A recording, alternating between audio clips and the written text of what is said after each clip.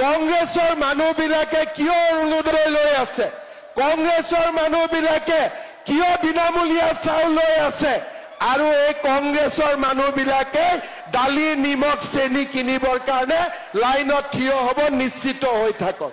তাৰ মানে কংগ্ৰেছে লৈ থাকিব লাগে, আমি বিজেপি খিনিয়ে ল'ব নালাগে। কংগ্ৰেছৰ কথাটো হ'ল সেইটো।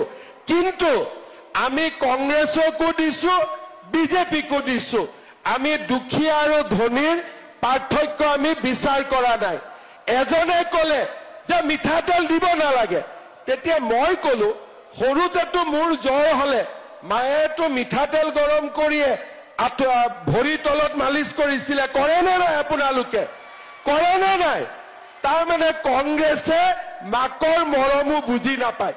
চব বাচ্চাক যেতিয়া বাচ্চাৰ বেমাৰ হয় আপোনালোকে গৰম মিঠাতেলে বাচ্চাক মালিচ কৰে নে নকৰে? মোক আপোনালোকে কওক, কৰে নে নকৰে?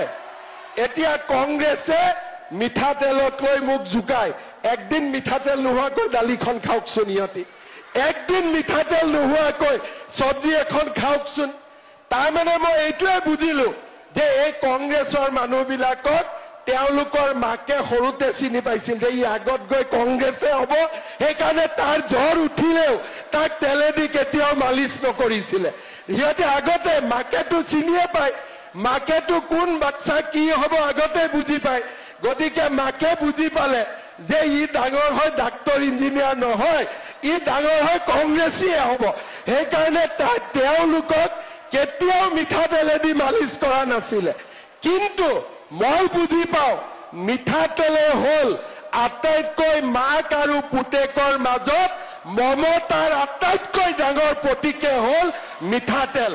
আৰু সেইকাৰণে আমি যিহেতু আমাৰ মায়ে আমাক মিঠাতেল মালিচ কৰাই কৰাই ডাঙৰ কৰিছিলে, সেইকাৰণে আমি মাৰ মৰম বুজি পাওঁ। মই ঠিক কৈছো নে নাই কওক?